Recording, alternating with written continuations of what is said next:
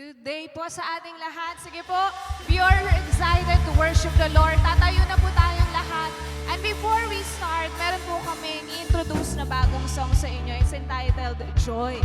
Ayan, sabi po dito sa verse, I've got a river that's flowing inside. It's full of life. It's ever-growing. I've got a fire and it's always lit. It won't go out. It's always burning. And sabi po sa chorus, Lord, you've given me joy, an unspeakable joy, undeniable, unexplainable, and I've got the joy of the Lord. To those who believe na makakatanggap siya ng overflowing joy ng Panginoon today, you will start to worship and thank God. Amen. Simulan na po natin mag-expect from the Lord today. Come on, church. Let us all together sing this song to Him. Hey, hey. Thank you, Jesus. We welcome your presence in our midst, oh Lord, today. Let your joy fill this house, oh God. Come on, we sing. I've got a river that's flowing inside. It's full of life. It's ever growing. I've got a fire and it's always lit. It won't go out. It's always burning. You've given me joy. It's unspeakable joy, undeniable, unexplainable. I've got a joy of the Lord. Come on, once again we sing. I've got a river that's flowing inside. It's full of life. It's ever growing. I've got a fire and it's always lit. It won't go out. It's always burning.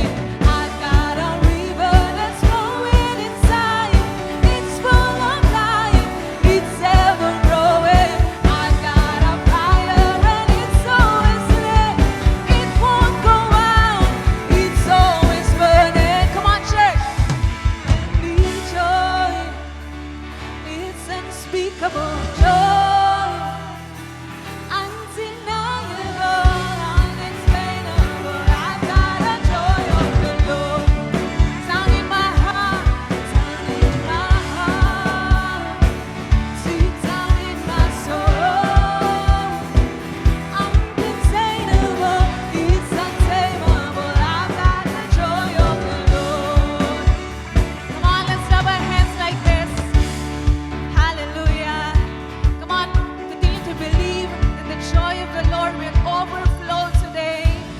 And if you believe that, with full declaration, sabihin niyo po kami, awitin ng bridge part. Come on, let's sing. Yes, God. Feels like if I can keep it in, I keep praising it to midnight. The joy of the Lord is my strength. Once again, come on, let's sing. Got a joy on the inside. It's like if I can keep it in, I keep praising it to me. The joy of the Lord is my strength. Got a joy on the inside. It's like if I can keep it in, I keep praising it to me. Got the joy of the Lord is my strength. For the last time, come on, we sing.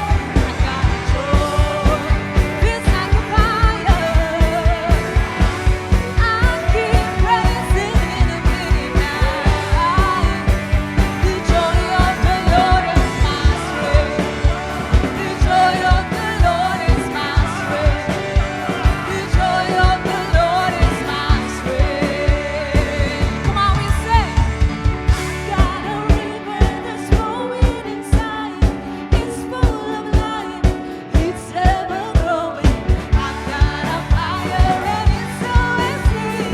It won't go out. It's always burning. You've given me joy. It's unspeakable joy, undeniable, unexplainable. I've got a joy of the Lord. Sound in my heart, sound in my heart, deep down in my soul.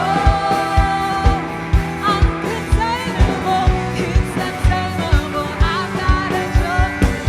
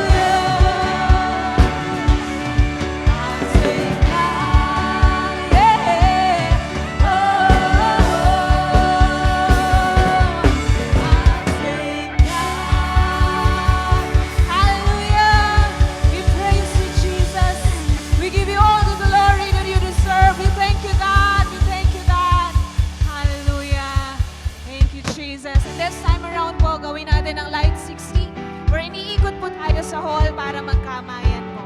Okay po, for 60 seconds. Come on, let's do it.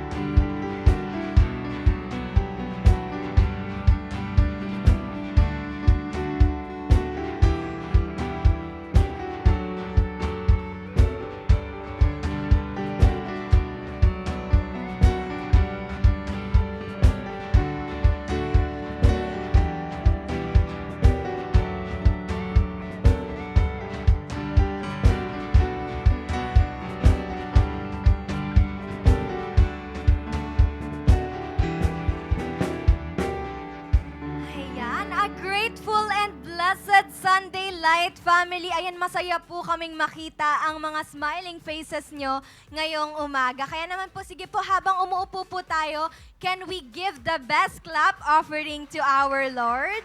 Ayan, sige po, maaari na po tayong magsiupo. You know what, Light family, life can get busy. So, it is important for us to take time para mag-connect and mag-recharge sa ating simbahan. So, as we dive into God's Word, let's keep it real and let us open our hearts. That's why I hope you feel uplifted and inspired today. So, before we continue po, hayaan niyo po akong i-update kayo sa latest happenings sa ating simbahan. So, first up po, for our young professionals, you have a special event coming up on September 28 at 7 p.m. right here at our Light Church entitled, You Must Enjoy. So it is going to be a night of connection, inspiration, and encouragement. That's why let us not miss this event po. So you can reach out to your mentor for registration and pwedeng-pwede na rin po tayo mag-register right after po ng ating celebration sa ating ushering table. And next announcement naman po, for our lifestyle students, tuloy-tuloy pa rin po ang inyong classes till October 10 and now you're on your 4th week. But take note po that your journey doesn't end there because we will celebrate your accomplishment on October 11 at 7 p.m. during our lifestyle graduation. Ayan, palakpakan naman po natin si Lord at gagraduate na ang ating lifestyle students. So, we're excited po to see what God has in store for the next chapter of your journey. And moving on, last but not the least announcement po natin, mark your calendars, aspiring SOD students, because we now have the list of schedules for our School of Discipleship. Palakpakan naman po natin si Lord. Ayan, for our SOD application and enrollment po, it will start from October 7 to October 18 and to be followed by our SOD orientation which will be on the last day of our enrollment, October 18. 6 p.m. po ito here at Light Church Hall. From here po, SOD classes will start on October 25, 2024 and it will take place every Friday. So for more information concerning our School of Discipleship, you may contact or you may look for Pastora Dorothy Joyce Magbuhos and Coach Jeremy Clavo.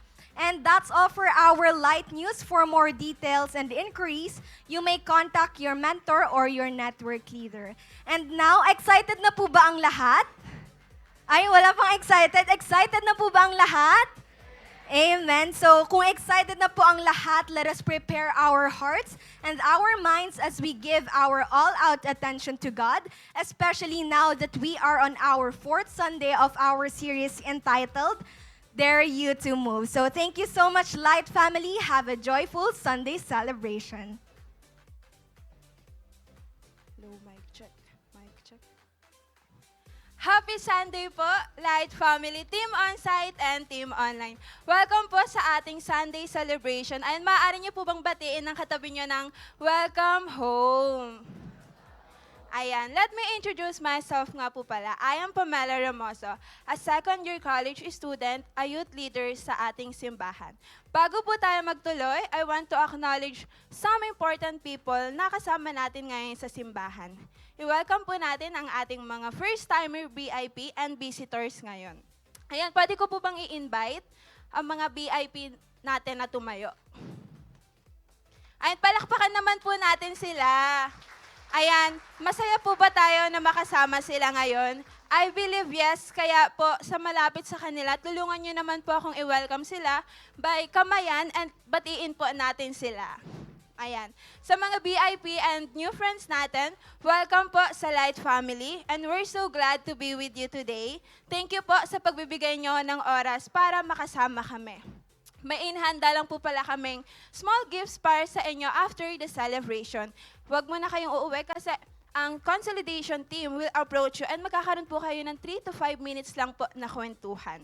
And we love to know more about you, kaya please connect with us at magkita-kita po tayo ulit next week at sa mga susunod pa.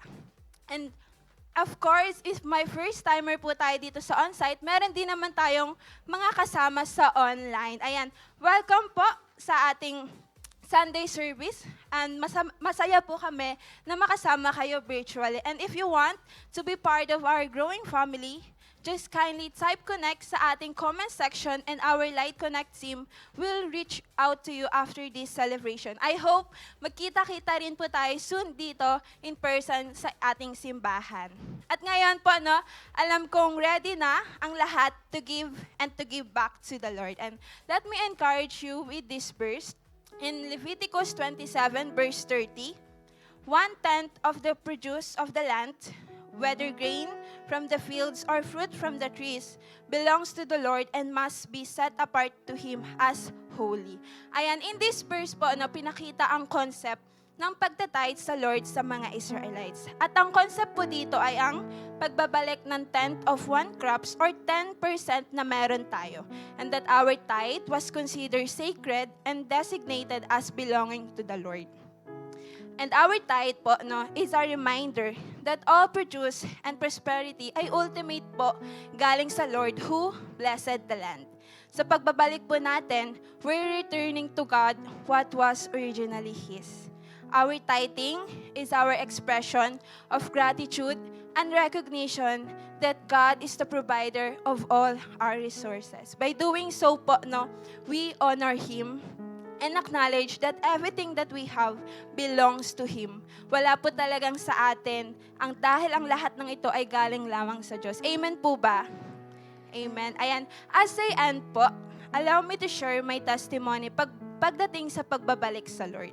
This year po, God's word to me is that I belong to Him. When tithing first introduced sa akin noon, I was challenged po talaga na magbalik, lalo na students pa lang po ako. Kaya naman, I pray to God na bigyan niya ako ng work kung saan faithfully makakapagbalik ako. And now that I'm working student, every time na sumasahod po ako, I really prioritize na ibalik ang para sa Lord. Kasi naniniwala ako and I know that all I have belongs to the Lord. I acknowledge po na si Lord ang dahilan kung bakit meron akong work at nakakapag-aral po ako at the same time. Kaya po sa pagbabalik ko, God really provides everything that I need. The strength, resources, wisdom, and guidance. And recently din po, ay nakagraduate ako ng SOTRI habang nag-aaral at nag-work. At doon, ayun, palakpakan po natin si Lord. At doon po, pinagkatiwalaan ako ng Lord na mag-mentor ng mga kabataan. Ayan. Dahil doon po, mas nakita ko kung gaano ka-faithful ang Lord sa buhay ko in every aspect of my life. Ayan, palakpakan po ulit natin si Lord. Ayan. So, I encourage po all of you to tithe what truly belongs to the Lord. Remember po na sa pagbabalik natin, hindi Kanya pababayaan. He is our Jehovah Jireh, our God who provides. Ayan, habang pinaprepare po natin ang ating tithes and offering, manatili lang po tayong nakaupo. And let me pray for you. God, we thank you for your provisions. We thank you, God, for the blessings, for your faithfulness and goodness sa buhay namin. Lord, we thank you for being our Jireh who provides everything that we need. Thank you, God, for reminding us that we belongs to you. I pray, God, that our tithes and offering give you honor, and may we continue to be faithful sa aming pagbabalik sa iyo. Lord, continue to bless each of us.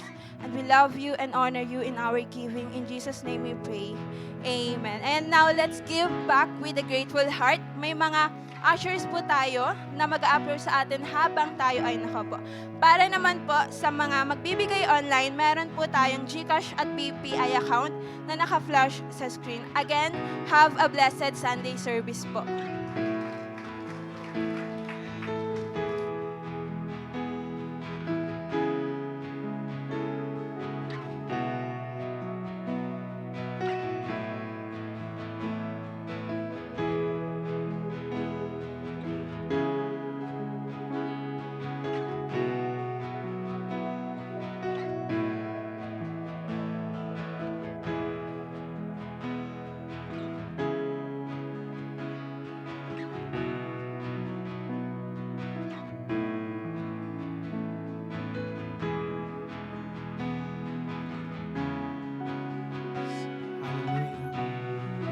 I just invite everyone to please stand up.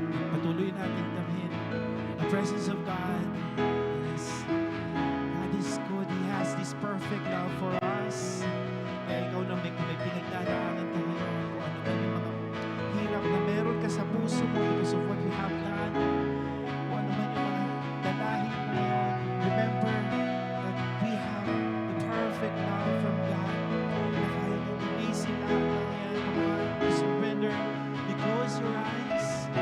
Lift up your hands to Him and open your hearts. And believe, merong matindi gagawin si Lord sa buhay mo ngayon sa worship pa lang. Just feel the presence of God. And just sing your own hymns of praises. So come on, church. Declare now, the presence of God is here.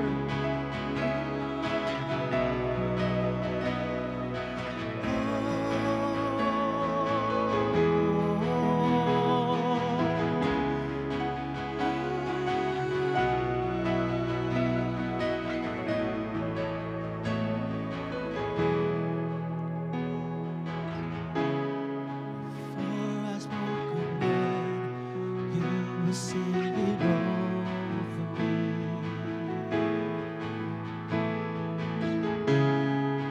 You have been so, so good to me. Oh, before I took a breath, you breathe your life in me.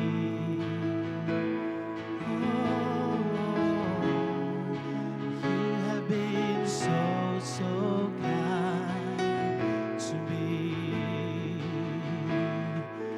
Oh, the overwhelming, never-ending, perfect love of God. Oh, it chases me down, fights in life out, leaves the 99.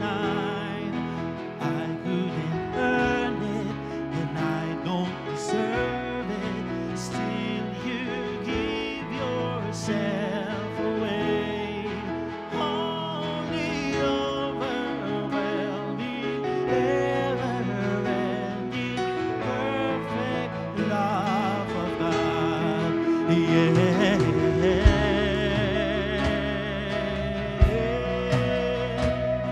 Your perfect love is in us, O Lord.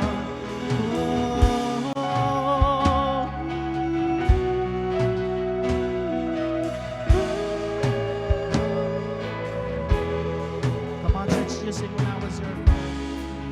When I was your fault, still your love for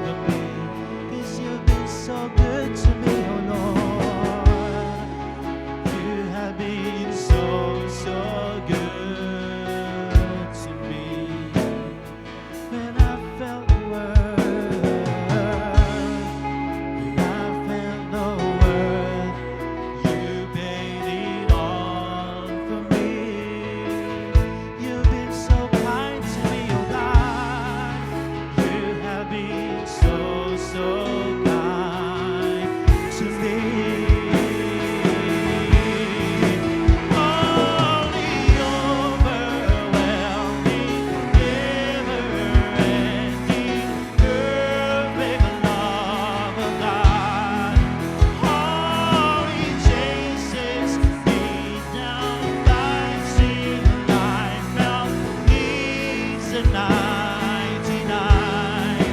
I couldn't earn it, but I don't deserve it. Still, you give yourself away. Oh, the overwhelming, never-ending, perfect love of God. Oh, the overwhelming, never-ending, perfect love of God. All He chases me down, finds till I'm found. He's the 99. I couldn't earn it, and I don't deserve it. Still, you give yourselves away. Oh, the overwhelming, never-ending, perfect love of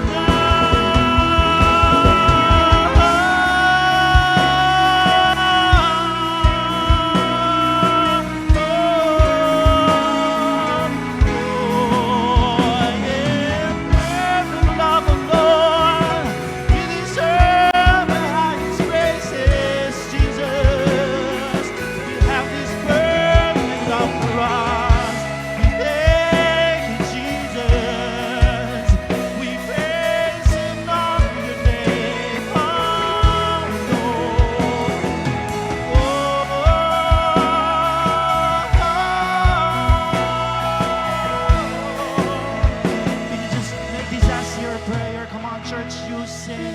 There's no shadow you won't light up, mountain you won't climb up, coming after me. Oh, there's no wall you won't kick down, lie you won't tear down, coming after me. Can you just declare this right now in your heart? Come on, you sing. There's no shadow you won't light up, mountain you won't climb up, coming after. Oh, there's no wall you won't kick down, lie you won't tear down, coming after me. There's no shadow you won't light up, mountain you won't climb up, coming after me. There's no wall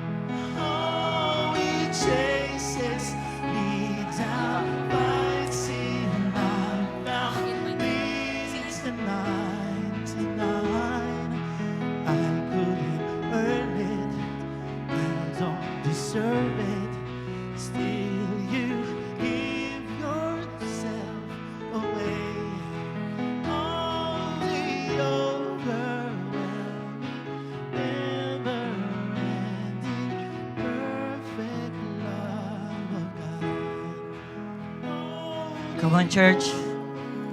Come on, sing it again to God. Pwede mo ba taas yung kamay mo sa Panginoon? Come on. Enjoy the love of God. Come on. Thank you, Lord. Jesus, yes. Thank you, Lord. Thank you, Lord. Thank you, God, for your love. Thank you, God, for your love. Come on, come on, come on. Say it to God. Say it to God. I don't deserve it. Still you. Yourself away. Overwhelming, never. Come on, sing it again. Perfect love of God. Come on, sing. And only over. Yes, Lord. Thank you, God. Perfect love. Kaya tayo kamahal ng Panginoon. Come on. Always chases me down. I found peace tonight. It's the 99. I don't deserve.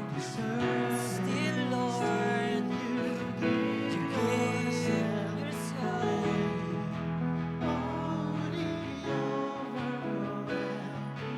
Never-ending, perfect love of God. Lord, thank you for your love. Salamat, Panginoon, sa pagmamahal kaya kami nandito. Salamat sa pagmamahal kaya kami nakakapag-church. Salamat sa pagmamahal kaya kami nakakaparinig na salita mo. Kaya namin nararamdaman ng presence mo dahil sa matinding pagmamahal mo sa amin. Even though, Lord God, di namin deserve to, pero binigay mo sa amin, Panginoon, dahil sa matinding habag at pagmamahal mo sa amin. Kaya, Lord, pagpalain mo kami ngayong umaga na to, ngayong araw na to, Panginoon. Hayaan mo, Lord, binubuksan namin yung puso namin. Patuloy namin i-receive yung word mo kung paano ka magsalita, kumilos. Lord God, kung anong gusto mong i-correct, i-rebuke sa amin.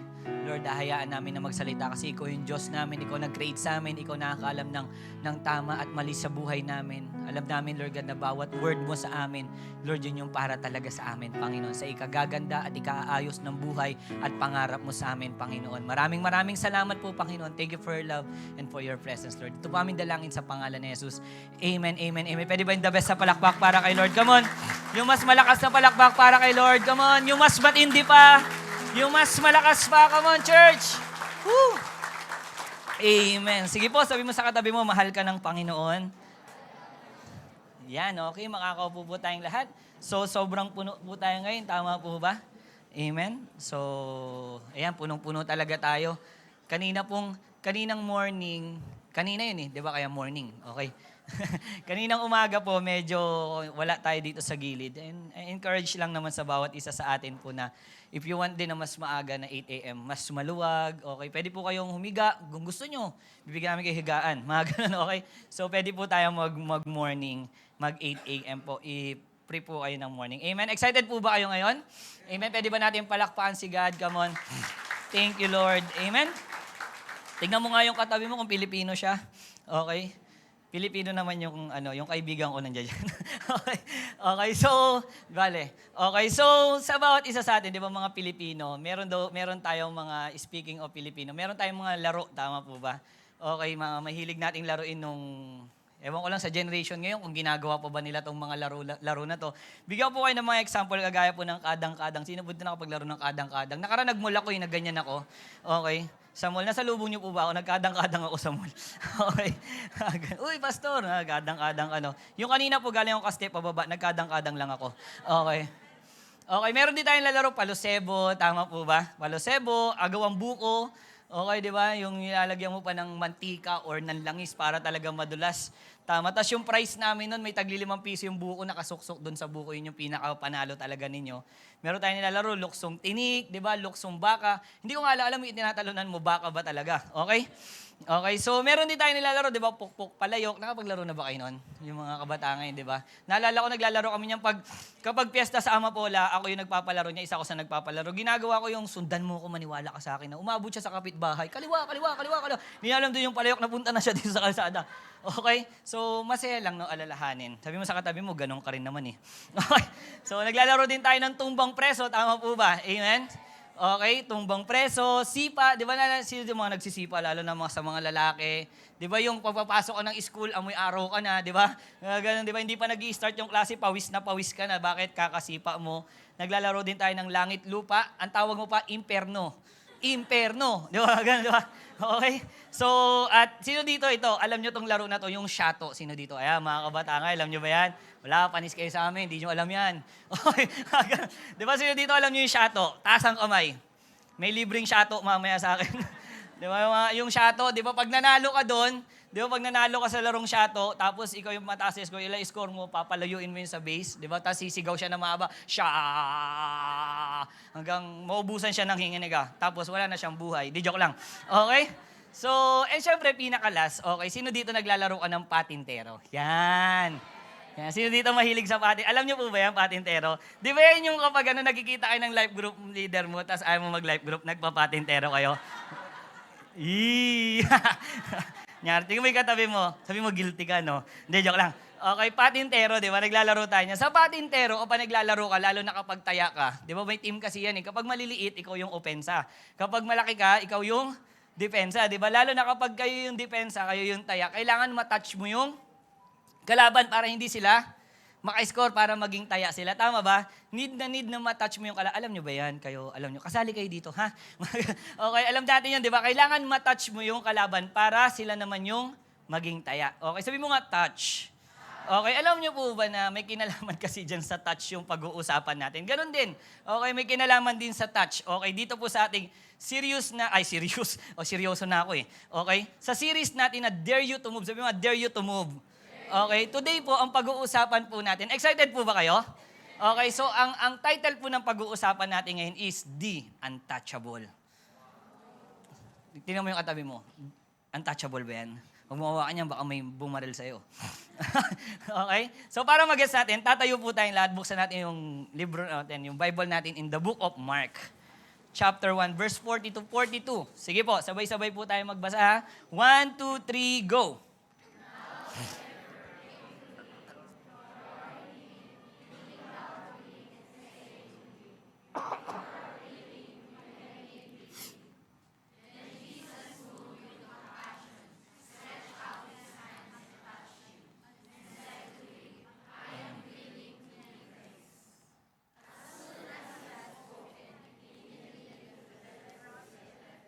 And he was clean. Okay, so pagpalain ni Lord ang kanyang salita. Manalangin po tayo. Lord, thank you for your word.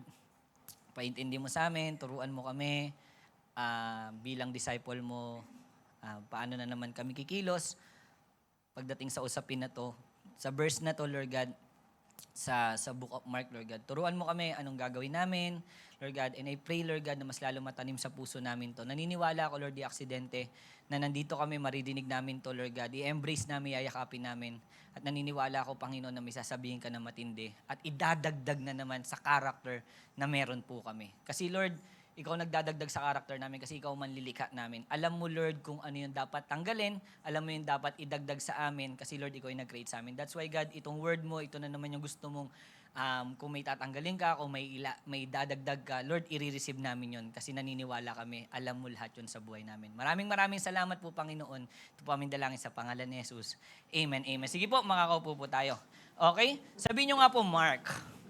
Okay, so tinawag ito na Gospel of Mark. Okay, ito ay paglalahad ng buhay ng Panginoong Jesus dito sa lupa nung mag-focus na siya sa kanyang ginawa bilang lingkod. Okay? So si Lord dito sa Mark, pinakita siya bilang servant and Lord.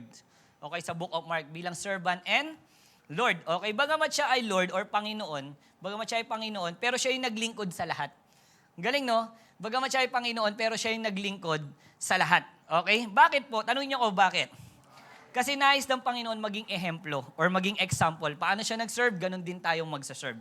Kaya magugulat ka na lang, makikita mo, ito yung time na si Jesus, sobrang sipag talaga ni Lord eh. Ito yung time na nangangaral siya sa Galilee, okay, pinagaling niya yung sinasapian ng masamang espiritu, tapos magugulat ka sa Panginoon, ito yung start ng ministry niya, pupunta siya sa isang lugar, hindi siya mag-i-stay sa isang lugar, tatakbo na naman siya sa isang lugar, pupunta siya ng Galilee, pupunta siya ng Capernaum, pupunta siya ng synagogue, napakasipag ng Panginoon. Amen po ba? Amen. That's why sa sobrang kasipagan ni Jesus, dito siya nakita ng leper. Okay, na pag-uusapan natin. Dito siya nakita ng leper na binasa natin. Sa sobrang sipag niya, grabe, sino ba yung Jesus na yan? Nung sa sobrang sipag ni Lord, kung saan siya pumupunta, dito siya nakita nung leper. Okay? Amen po ba? So dahil ngayon, nung nakita siya nung leper, lumapit sa kanya. Lumapit yung leper sa kanya, nagmamakaawa. Okay? Sa kalunos-lunos na kalagayan niya. So ngayon, ang Panginoong Hesus naawa naman. Tama po ba? Naawa ang Panginoong Hesus at anong ginawa ni Lord? Pinagaling niya. Amen po ba? Pinagaling ng Panginoong Hesus yung leper. Pero syempre, pinagaling ni Lord. Pero ang tanong, paano pinakita ni Lord? Okay, yung compassion niya. How Jesus show His compassion to the leper. Paano ba pinakita ni Lord? Paano dinemonstrate ni Lord yung compassion niya sa tao na yon? Kasi mababasa natin, naawa siya. Pero paano? At pwede natin gayahin. Sabi nga natin, ehemplo. Example, paano rin tayo kapag ganitong sitwasyon? Excited po ba kayo? Okay? So, paano pinakita ni Lord yung compassion niya? Unang-una, by touching the untouchable. Okay, by touching the untouchable, hinawakan niya yung untouchable. Paano? Okay, verse 41, sabi doon. Then Jesus, moved with compassion, stretched out His hand and touched him. Sabi doon, pag sinabing untouchable, sabihin nyo nga untouchable. Okay, ito ay ang taong ketongin na hindi mahawakan o bawal hawakan ng ibang tao. Yan ang untouchable. Dahil nga sa kultura ng mga Hudyo, talagang ipinagbabawal na sila'y hawakan or tabihan man lang. Kapag may ketong ang tao, bawal mo siyang hawakan or bawal mo siyang tabihan. Dahil noon, ang taong may sakit na ketong ay may matindi at mabigat na nararanasan dahil sila ay outcast. Okay, ng society at nilalayuan sila. Nagigets niyo po? Nandiyan po ba kayo? Okay? So bukod sa ang ketong ay nakakadiri na sakit sa balat, okay, ito daw ay tinuturing itong sakit na to na isang sumpa dahil sa kanilang pagkakasala. Okay, sumpa ito, nagkaroon sila ng ketong dahil sa kanilang pagkakasala. Kaya naman yung isang taong nagkaketong dahil outcast siya, ang posibleng pinagdaraanan ng isang taong may ketong, unang-una sabi ito, he or she quarantine. Alam natin yung word na quarantine. Tama, may mga na-quarantine po ba dito? Okay, di ba? He or she quarantine kasi may sakit nga siya. Hindi siya pwedeng dikitan. Nakukuha ninyo? Batas po nila to. Sabi po sa Leviticus, tingnan nyo po chapter 13 verse 45 to 46. Ang taong may sakit na ketong ay kailangan magsuot ng punit na damit at takpan ng ibabang bahagi ng kanyang muka. So, tatakpan niya yun. Siya isisigaw ng marumi-marumi. Sa buong panahon na siya ay may sakit, ituturing siyang marumi at sa labas siya ng kampo maninira. Nakita nyo? Sa labas ng kampo. Kumbaga sa Olongapo, sa Anrakils. Ganon, lalabas talaga siya. Nagigets nyo? Ganon, yun yung pagkakasabi. Nagigets natin? Okay, sa Subic, lalayo talaga siya. Ganon siya, okay? So, sa yung nakikita natin, naka-quarantine sila kasi baka makahawa kasi sila. Okay, and sabi nun, kadalasan daw, ina-isolate sila sa malayong lugar para hindi sila makahawa. Nakukuha natin? So, alam niyo po bakit leper ang tinatawag sa kanila? Di ba, ina-isolate sila? Alam niyo bakit leper? Kasi ina-isolate sila. Leper. Mamaya, magigess niyo po yun. Okay, sadyang may mabagal, may mabilis, may tama-tama lang. Okay? Nag-guess nyo? Leper, left the group. Mga ganun. Yan, okay na. Palakpakan natin yung katabi mo. Nag-guess niya na. Okay? Alright. Galing po yung kay Kuya Joseph. Pag hindi po talaga mabenta, galing kay Kuya Joseph yun. Okay.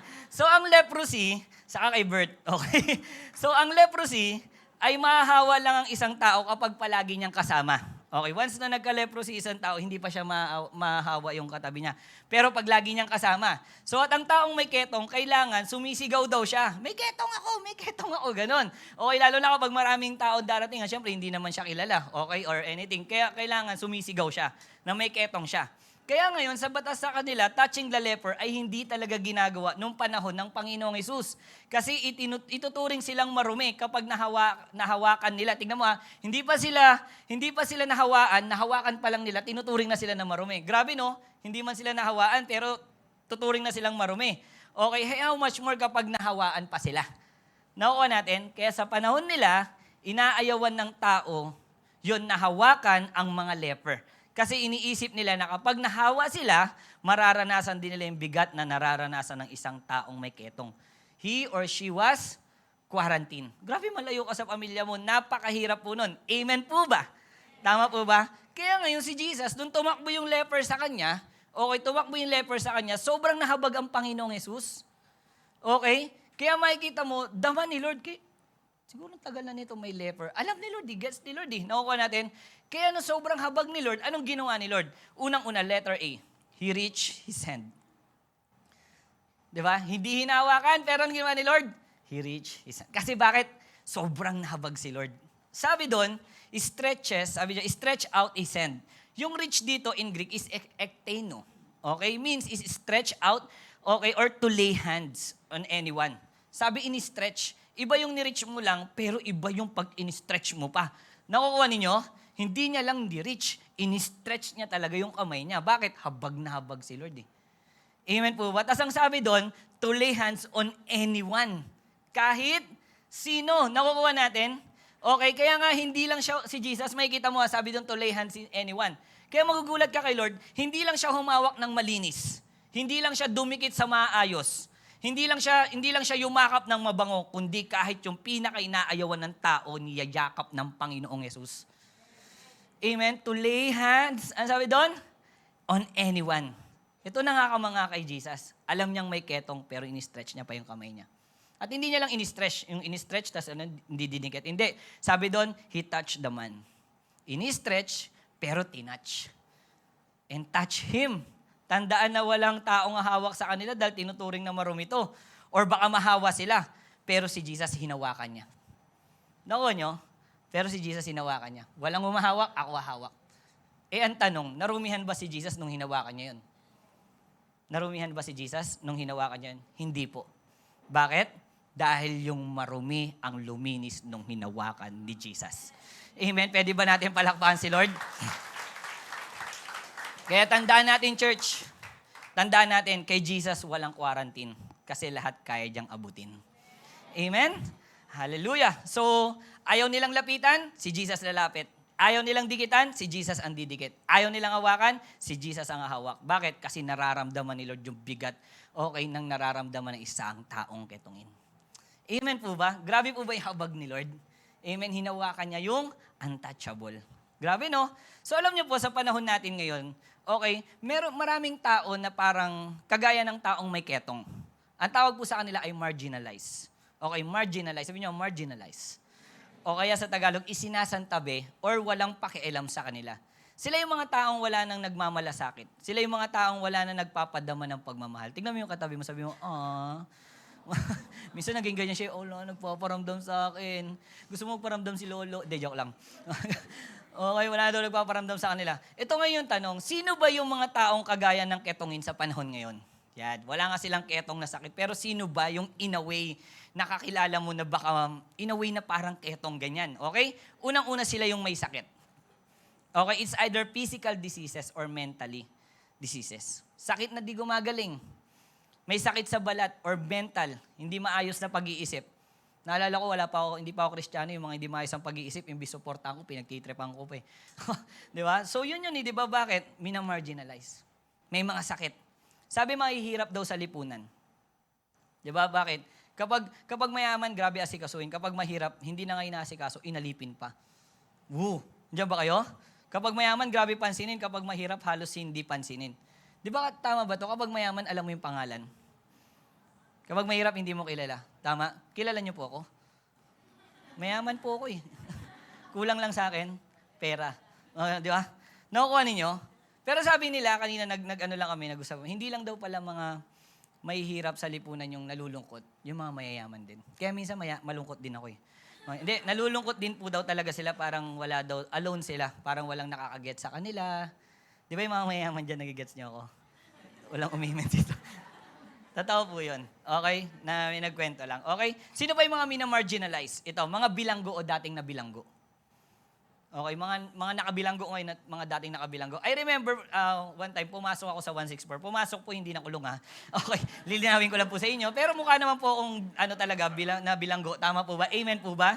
Nag-amen naman talaga sila. Okay? Okay, so ngayon ganito, pumasok ako sa 164. I remember 2007 yata or 2008. Mga ganon, 16 to 17 years. Nag-volleyball po ako, na-invite po ako doon para mag-volleyball. Okay, nagba-volleyball po talaga ako dati. Totoo po yun. Nangarap po ako mag-FEU. Pero napunta po ako sa NU. New Ilalim. Sa New Ilalim lang, hindi po ako nakapag-FEU.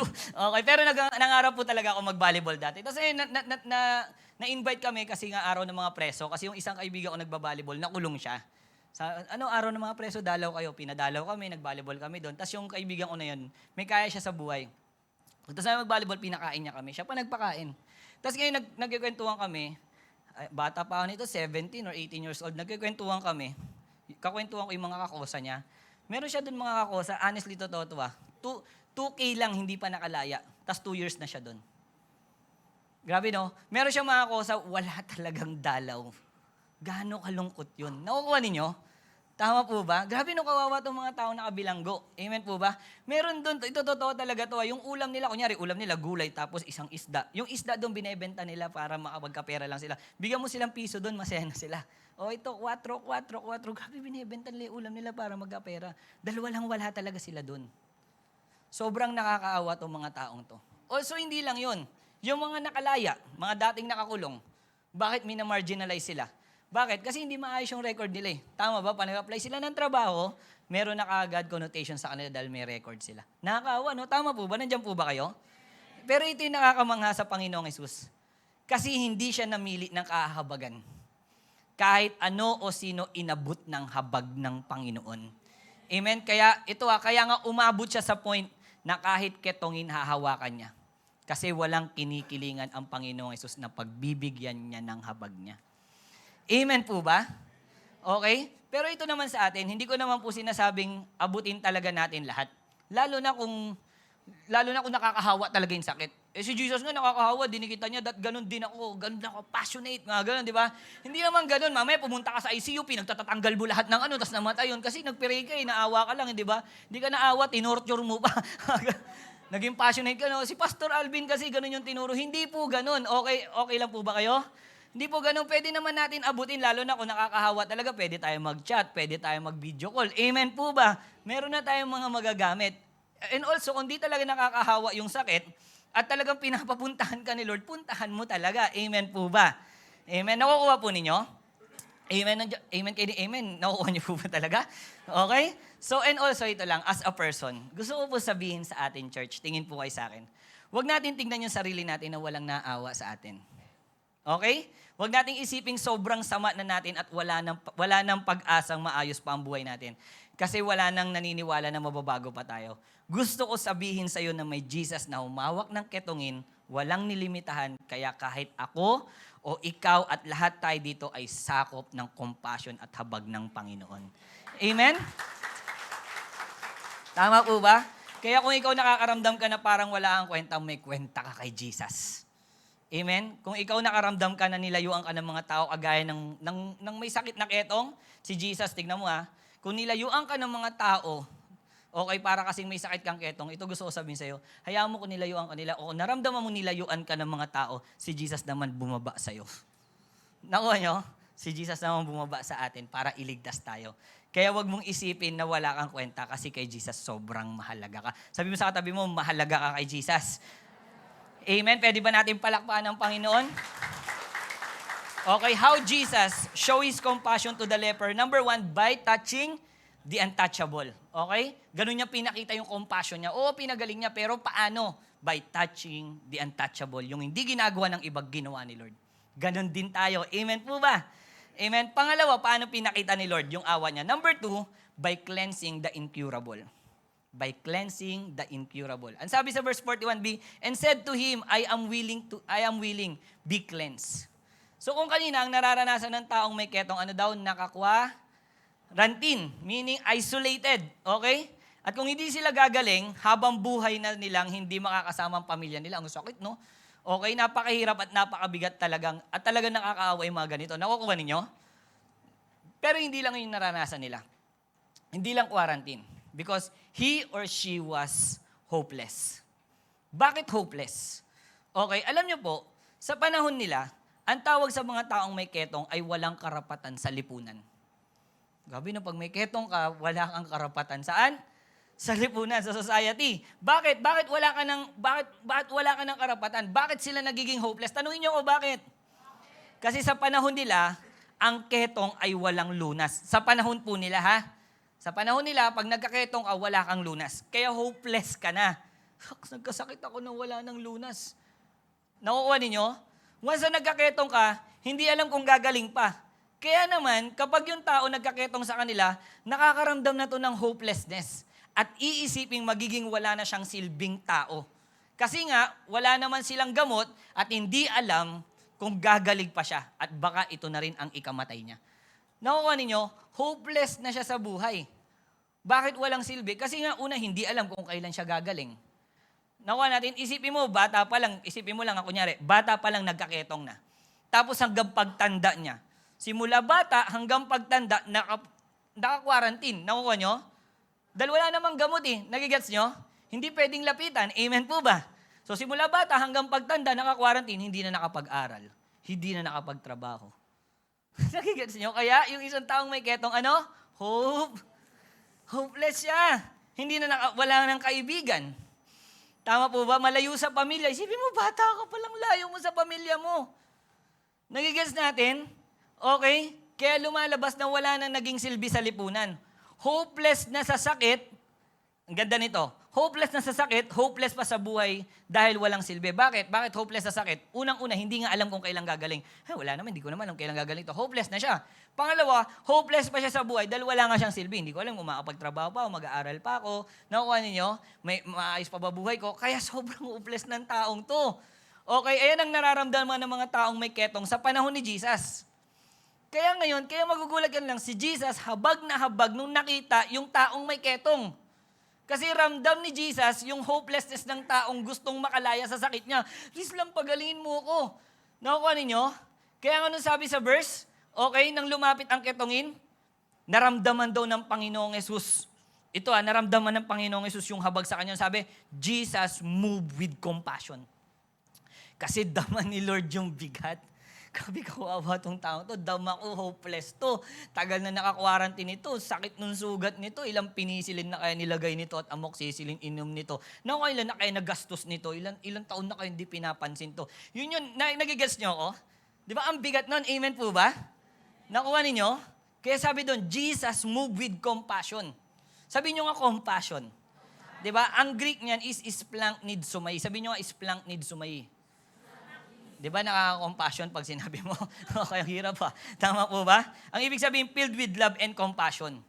Okay, pag sinabi mong compassion ay para sa mga Hebrew, okay, ang compassion ay metaphorically identified with an organs of the body.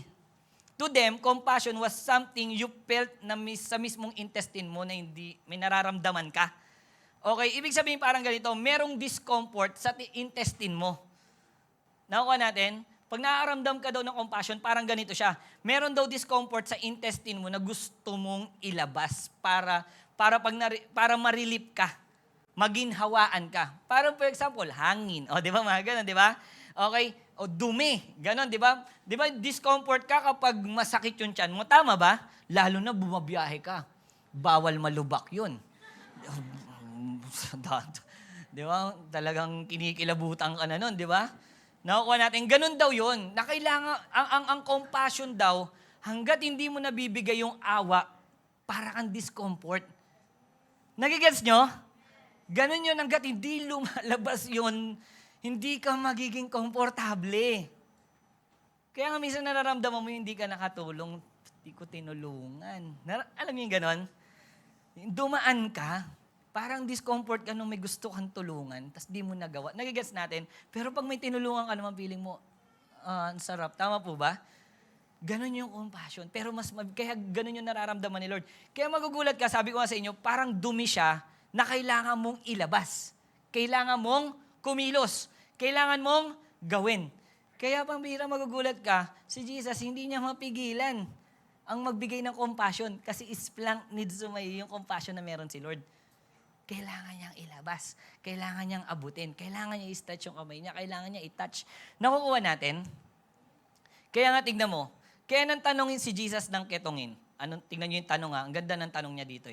Sabi dito sa Mark 1:40 sa Tagalog. At isang ketongin ang lumapit kay Jesus na namamanhik at naninikluhod sa kanya. Sinabi niya kay Jesus, kung ibig mo, malilinis mo ako. Ganda nung tanong niya, no? Parang something na may, anong tawag dito? Yung parang hindi na siya nangihingi eh. Kung gusto mo, kung ibig mo, malilinis mo ko. Parang gano'n, nagigets natin. Ano sagot ni Lord sa kanya? Ibig ko, luminis ka, okay ka na? Parang gano'n di ba? Parang kasi yung tanong niya kung sinabi niya, kung ibig mo, malilinis mo. Hindi, pero baka ano to, kung ibig mo, malilinis mo ako. Hindi siya, Lord, baka nagihingalo na. Nagkukulit lang tayo ng isip natin, okay? Okay, ibig sabihin niya, sabi mo clean. Ang ibig sabihin ng clean dyan is katarizo. Ibig sabihin to cleanse from leprosy or to cleanse from sin. Meaning, may dalawang cleansing na naranasan yung ketongin. Unang-una, he was physically cleansed. To cleanse from leprosy. So, pinagaling siya ng Panginoong Hesus sa sakit niyang ketong. At isa sa meaning ng Greek ng clean ay purify. Sabi niyo, purify. Okay, nilinis talaga ng Panginoong Hesus. Walang bakas ng sugat. Grabe ikaw, pag nagasugat ka, meron pa di ba? Siya wala talaga. Okay? So, ganun pinaramdam ng Panginoong Hesus ang habag niya sa taong may ketong. Bakit? Dahil ramdam niya yung bigat na dinadanas nito dahil sa sakit niya physically. Tandaan niyo po ito, tingin po kayo sa akin. Tandaan na hindi lang quarantine ang mabigat sa kanya. Hindi lang yung nalayo siya sa pamilya yung mabigat sa kanya. Okay? Nalayo sa pamilya. Mabigat yun, masakit yun. Okay? Pero hindi lang po yun. Tandaan niyo may sugat din siya. Tama? May sugat din siya. Ako nga, may sugat lang ako noong nakaraan. Nilagnat pa ako sa paa po, nasugat ako habang nagtatrabaho kami. Nagkaroon pa ako ng kulani. Isa lang yun, isang guhit lang, nasugat lang, nagasgas lang, nagkakulani ako, medyo sininat pa ako. Umiinom po ako ng antibiotic ngayon. Nakukuha ninyo, pero magaling naman na po yung paa ko. Nagigets natin, isang sugat lang, yung ketong kaya. Baka pati dito sa tenga may kulani siya. Nakuha nyo, pati dito may kulani. Kasi dami ng sugat eh. Tandaan natin, doon siya pinagaling ng Panginoon. Ilan yung ketong na pinagaling sa kanya? Tayo isang sugat lang, ang sakit-sakit na. Amen po ba? Ingron nga lang, mamatay na tayo. Tama po ba? Tingnan mo yung katabi mo. Okay, minsan nagalit na rin niya kasi masakit ingron niya. Tama? Yun hindi lang ingron yun. Lahat. Buong katawan. Amen po ba? Pinagaling siya ng Panginoon dun.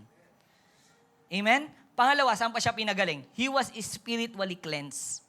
Sa Biblia, ang ketong ay madalas na ginagamit bilang simbolo ng kasalanan. Okay? Bilang simbolo ng kasalanan. Isang sakit na nagdudulot, itong ketong ay isang sakit na nagdudulot ng paghihiwalay sa Diyos at sa komunidad ng mananampalataya. Bakit siya maihiwalay kay Lord at sa mananampalataya? Dahil nga kapag may sakit ka na ganito or pag may sakit sila na ganito, hindi sila makakadikit sa tao. Nakukuha ninyo? Okay? Hindi siya makakapagsimba. Damay pati spiritual na buhay niya. Amen? Sabi siguro nung katabi mo, yun pala, para di na ako mag-live group. Gusto mo pa magkaketong okay? So meaning, nung nilinis siya ni Lord, kasama doon na inayos pati spiritual na buhay niya. Amen po? Nung nilinis siya ng Panginoon, hindi lang siya physically nilinis, pero pati spiritual na buhay niya inayos. Actually, sobrang blessed ng leprosy sa tanong niya kay Jesus. Ano yung tanong niya? If you are willing, you can make me clean. Sabi niya ganun, di ba? Kung willing ka, malilinis mo ako. Okay, sobrang blessed niya sa tanong niya na yun. Bakit? Tanongin niyo ako, bakit? Kasi nung nilinis siya ng Panginoon, dual purposes. Hindi lang physical, kundi pati spiritual. Amen? Hallelujah. Sige, palakpakan natin si Lord. Hindi lang siya nakabalik sa pamilya niya, kundi pati sa pagsamba niya. Sarap, no? Amen po ba? Bless po ba tayo? Amen? Kaya nga ito lang sa atin, church. Ang sabi, na ang ketong daw ay isang sakit na minsan ay parusa ng Diyos sa isang taong nagkasala. Paano ko nasabi? Kagaya po nitong character na to, si Miriam. Okay, si Miriam. Sabi po dito, kapatid siya ni Moses. Okay, sabi sa Numbers 12:10, sabi, pag alis ng ulap mula sa toldang tipanan, si Miriam ay tinubuan ng ketong. Puti ang kanyang balat, na parang yelo. Nang siya'y makita ni Aaron, siya'y isang ketongin. So ito yung time, kaya siya nagkaketong ang kasalanan niya, ito yung time na nagrebelde si Miriam at Aaron laban kay Moses. Nagrebelde sila. And after nilang magrebelde, nagkaroon agad sila ng ketong. Nakuha nyo? May kita natin na isa ang ketong sa parusa ng Diyos sa mga taong nagre-rebelde at sinisiraan ang mga taong ginagamit ni Lord. Nakuha ninyo? Isa to. Ano pa? Bigyaw pa kayo. Si King Uzziah. Sabi dito, 2 Chronicles, si King Uzziah, 26:19-21. Sabi dito, naggit-ngit si Uzziah habang hawak ang lalagyan ng insenso sa kanyang kamay.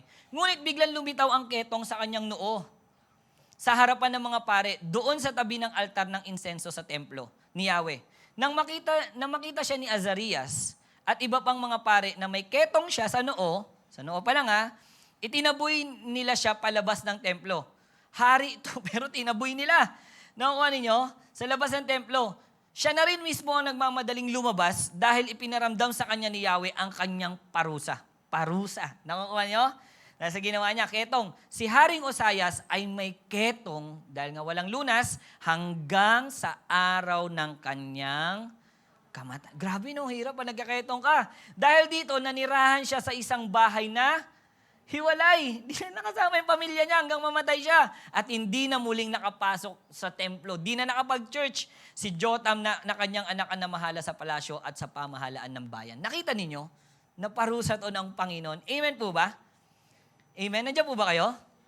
Ang verse na to ay naglalarawan ng parusa kay Haring Osias matapos niya subukang magsunod na insenso na isang gawain lang naman, okay, na tanging ang pari lamang ang may karapatang gawin.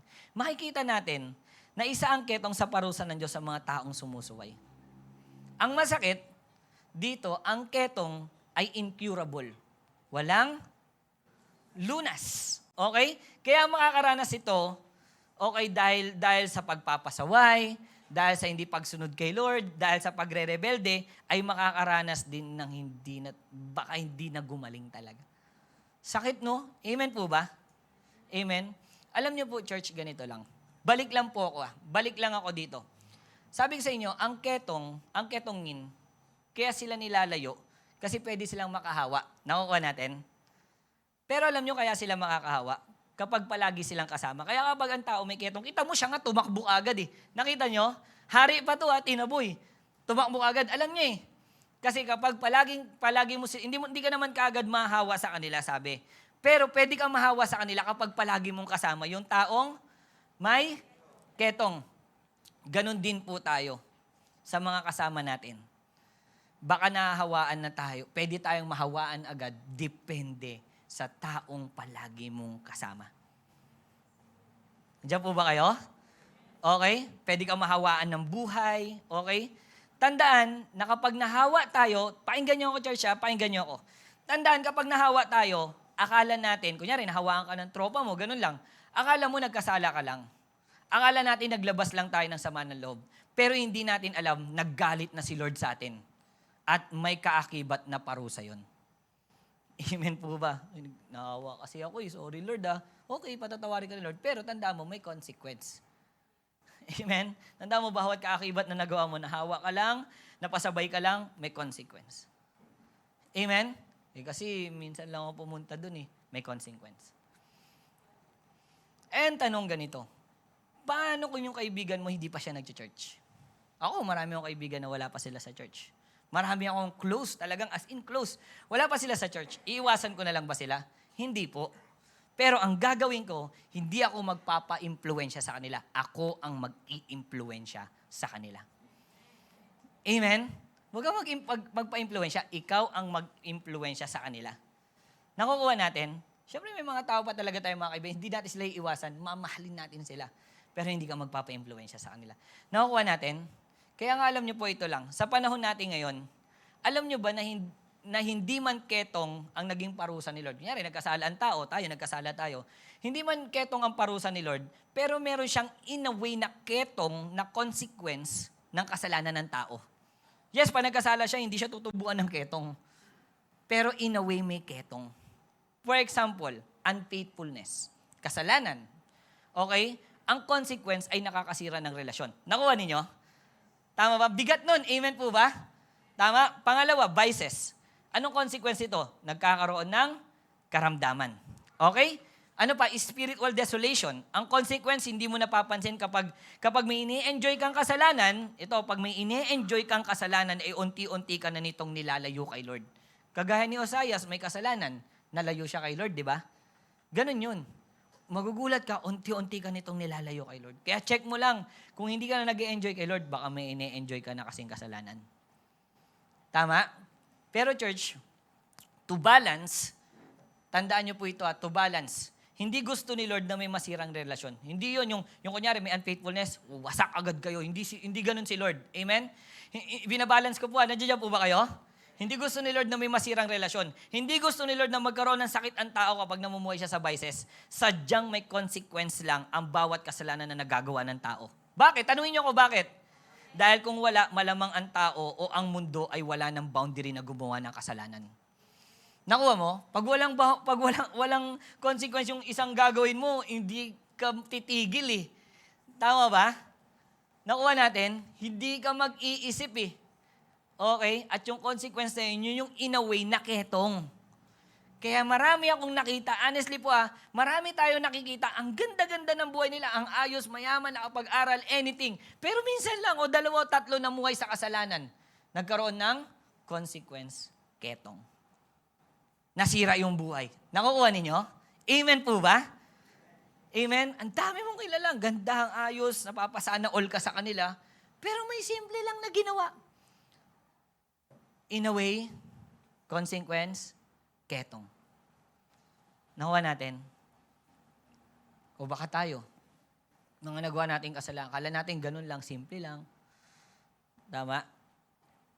Church naman ako, hingi kong tawad to kay Lord. Pero merong, in a way na, consequence. Ketong, consequence. Lahat yan meron yan. Honestly, yung kasalanan natin, mabigat yun eh. Pero alam niyo po, dahil mahabagin ng Diyos, hindi niya hinayaan na ang tao ay patuloy na malugmok sa consequence ng kasalanan. Dahil mahabagin si Lord, kita niya si Alvin na namumuhay sa kasalanan. Pero dahil mahabagin ng Panginoon, sobrang habag ni Lord sa akin, sa ating lahat, hindi niya hinayaan na patuloy akong malugmok sa consequence. At lahat tayo. Paano ko nasabi? Romans 6:23. For the wages of sin is death, but the gift of God is eternal life in Christ Jesus, our Lord. Amen? Tandaan niyo po ito. Ang kabayaran ng kasalanan ng tao ay mabigat pa sa ketong. Ayun ay ang kamatayan papuntang impyerno. Bigat, no? Kala natin consequence lang. Di. Ang kabayaran ng kasalanan natin, may consequence ka na sa mundo, tapos di ka pa bumalik kay Lord, ang pinakamabigat pa doon, ayun ay ang kamatayan papuntang impyerno. Mas mabigat yan. Okay? Ang impyerno ay mas matindi pa sa lahat ng pangit na pwede mong maranasan dito sa mundo. Name it! Kung ilan na yung naranasan mo mabibigat dito sa mundo, pero hindi niya kayang tumbasan yung bigat ng impyerno. Okay? So nakita ni Lord, papunta tayo doon. Nakita ni Lord, pambira, papunta tayo doon lahat. Kaya anong ginawa ni Lord? All-knowing si Lord, nakita niya, papunta na itong mga tao to. Anong ginawa ni Lord? Dahil sa habag niya, nahabag siya at binigay niya ang Panginoong Yesus bilang regalo. But the gift of God is eternal life in Christ, Jesus our Lord. Binigay niya si Jesus at para mamatay sa cross para sa ating kaligtasan. Upang ang tao ay hindi na maranasan ng impyerno, kundi maranasan ang buhay na walang hanggan. Amen po? Kaya ngayon ito tanong ko sa atin, ayaw mo mong maranasan ang ketong o parusa ni Lord? Sino dito? Say amen. Amen. Say amen. Ito lang sagot ko. Huwag na mamuhay sa alam mo magbibigay ng consequence sa'yo dito sa mundo o magdadala sa'yo sa impyerno. Paglabas mo, check mo yung magiging lifestyle mo. Saan ba ako dadalhin ito? May consequence na naman to. In a way, baka makareceive na naman ako ng in a way na ketong. Tandaan niyo po, kapag inaayos tayo ni Lord sa kasalanan natin, ibig sabihin lang nun, nagpapakita si Lord ng habag sa atin. Kapag may kinokorek si Lord sa atin, kunyari sa preaching, sa pagbabasa mo ng Bible, Lord, ang KJ mo naman, minsan lang nag-enjoy, ganito, correction agad. Pag kinokorek tayo ni Lord, nahahabag na siya sa atin. Bakit? Gusto sabihin sa ni Lord, hindi mo alam yung kakaantungan mo dyan. Mga magulang, alam natin yan. Tama po ba? Pag nangonkorek tayo ng anak natin, tama po ba? Amen? Hindi mo alam, wag mo nang gayahin yan. Wag mo nang gawin kasi pinuntahan ko na yan. Si Lord, nakita niya, nakita niya yun. Pag kinokorek ka niya, huwag ka na dyan. Pangit ka pupunta mo dyan. May consequence sa mundo, pwede ka pa mapunta na impyerno. Pinapakita ni Lord na aawa na siya sa atin. Nakukuha ninyo? Nandiyan po ba kayo? Pag may inaayos tayo sa preaching, kapag kinokorek tayo, nagpaparamdam na si Lord ng habag sa atin. Huwag mo sabihin, wala ka namang awa. Lord, ngayon na nga lang nag-enjoy eh. Hindi ganun. Okay? Ikinakaawaan ka na ng Panginoon. Amen po ba? Nakukuha natin. And also tandaan natin na ang habag, ito tandaan na dahil sa habag ng Diyos, ito lang, may Jesus na nagbigay ng buhay para tayo ay magkaroon ng kagalingan sa mga ketong natin sa buhay. Sarap, no? Kaya nga ito lang, church, huwag nating isiping hindi tayo mahal ni Lord. Mali yun. Huwag mong isiping hindi ka mahal ni Lord. 2,000 plus years ago, bumaba na siya dito. Kaya huwag nating isiping walang pakialam si Lord sa atin. Huwag nating isiping makasarili si Lord. Dahil hindi pa tayo pinapanganak, inisip na tayo ni Lord nang mamatay siya sa krus para sa kaligtasan nating lahat. Amen po ba? Kaya nga gusto ko lang sabihin sa inyo, kapag nakakakita kayo ng cross, ayan ang sign. Yung cross, pag nakikita mo, ayan ang sign na sobrang pinaramdam at pinakita at dinemonstrate ng Diyos ang kanyang habag at pagmamahal sa ating lahat. Amen. Doon pinakita ni Lord yung habag niya sa atin. Namatay si Jesus doon sa sobrang habag niya sa atin kasi pangit yung kapupuntahan natin. Pero niligtas tayo ng Panginoon doon. Amen po ba? Hindi natin kayang linisin yung sarili natin, yung mga kasalanan natin. But Jesus, dahil sa awa niya, okay, He cleansed the incurable. Amen po ba? Blessed po ba tayo? Amen. Pwede ba natin palakpakan si Lord? Kaya nga recap lang sa atin. How Jesus show His compassion to the leper. Paano ba? Una, by touching the untouchable. And pangalawa, by cleansing the incurable. Alam niyo po, sa Judaism, sabi ko nga kanina, ang mga may ketong ay itinturing na marumi at itatakwil mula sa komunidad. Ang may ketong, tinatakwil na. Batas nila yun. Batas yun. Ngunit sa paghawak ni Jesus sa ketongin, ipinakita niya na ang habag at kagalingan ay mas mahalaga kaysa sa ritual na mga batas ng karumihan. Nakuha nyo? Ipinakita ni Jesus na walang sino man, kahit ang mga tinuturing na marumi ng lipunan, ang hindi kayang abutin ng kanyang pag-ibig at kaligtasan. Kung yung mga tao, minarginalize na nila ibang tao kay Lord, walang boundary, puting kita. Abot ka ng habag ko. Nakuha nyo? Abot ka ng pagmamahal ko. Kaya church, bilang challenge lang sa atin lahat. Unang-una, huwag kang lumayo. Mas lumapit ka sa Diyos. Anong sabi doon? Tignan niyo po yung isang ketongin. Sabi, isang taong may ketong, anong ginawa niya? Ang lumapit, lumayo ba siya?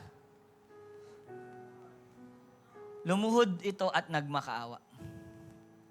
Kaya nga ito lang sa atin, kung nakikita mo ang iyong sarili, sa side nung ketongin, parang ako yun nadumihan ng kasalanan at nilayo sa dapat nakalalagyan mo sa Diyos.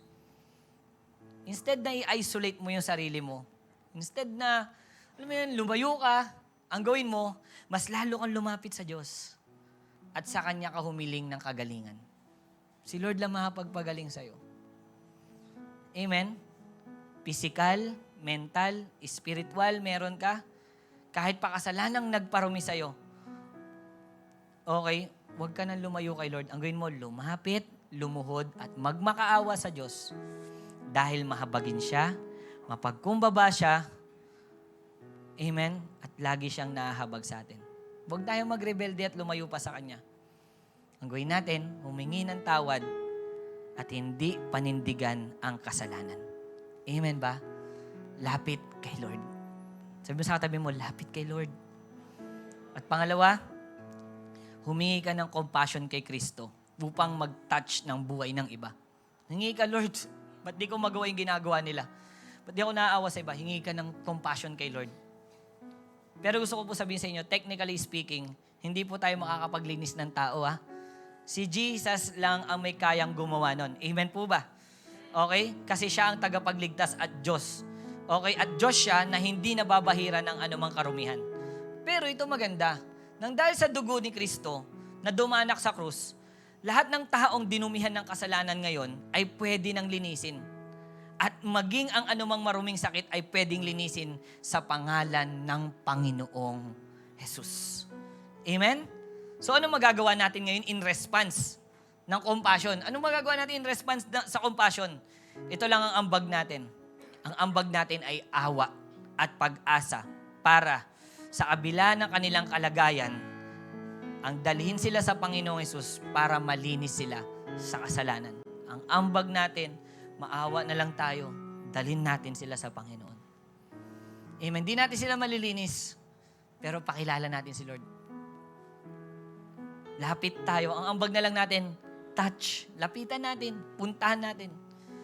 Kaya sana, church, pakinggan niyo po ako. Sana bilang Kristiyano, wala tayong nililimitahan na pagpapakitaan lang ng habag. Sana wala. Wala tayong pinipili.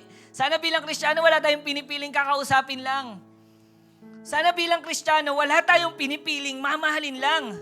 Dapat lahat tayo, lalo na yung mga taong ayaw abutin ng iba, dahil kapag ginawa natin yung, tandaan mo po ito, kapag ginawa mong umabot ng mga taong ayaw abutin ng iba, nakuha mo yung puso ng Panginoon. Dahil ganun yung puso ni Lord. Yung mga ayaw hawakan, hahawakan niya. Yung mga ayaw abutin, aabutin ni Lord. Kaya church, touch the untouchable. Puntahan, sharean, mahalin. Yung mga taong tinignan na ng lipunan na wala nang silbi.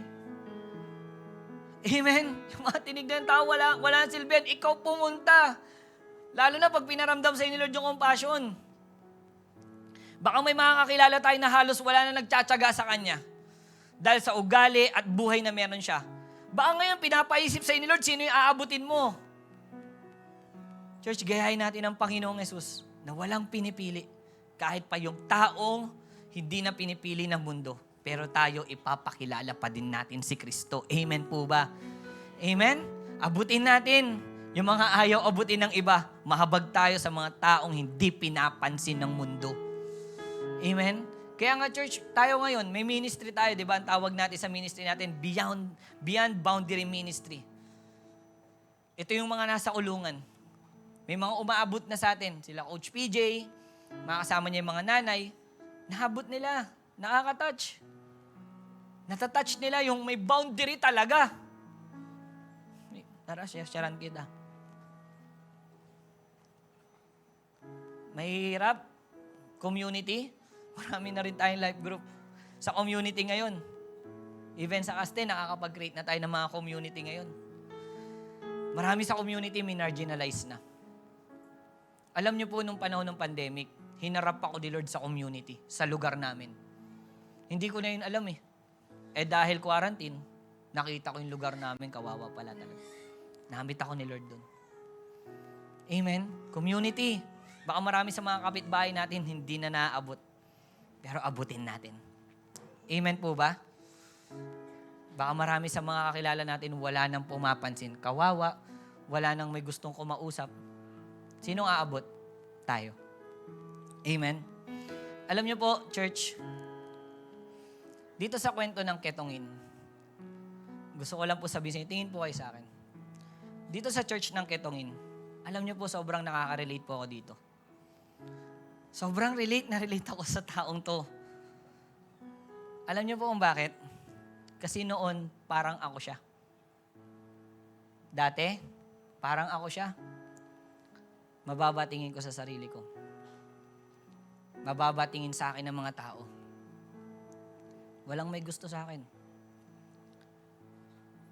At ang sumasama lang sa akin, yung mga kapwa ko in a way na may ketong. Pero maliban sa kanila, mababa tingin sa akin ng tao. Walang pangarap sa akin, even pamilya ko nun. Siyempre, pasaway din ako. Pero in a way, na kahit parang ako yung may ketong na minamarginalize, ako yung may ketong na hindi pinapansin, pinandidirian, pero sobrang blessed ko. Kasi may Kuya Abet ako.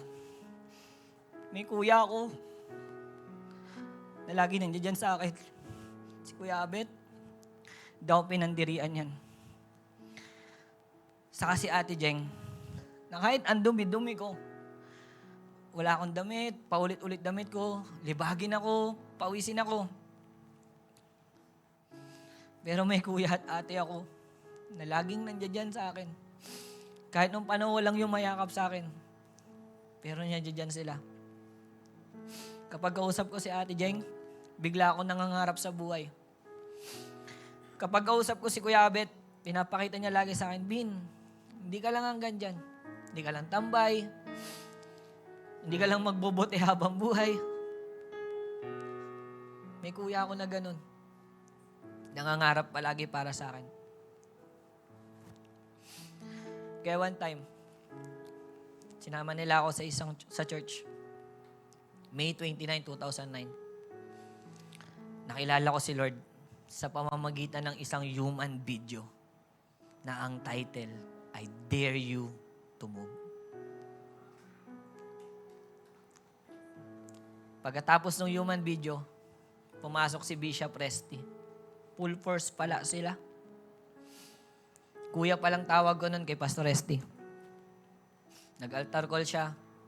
Iyak ako ng iyak. Iyak ako ng iyak. At doon ko naintindihan na may Diyos na nagmamahal pala sa kagaya ko.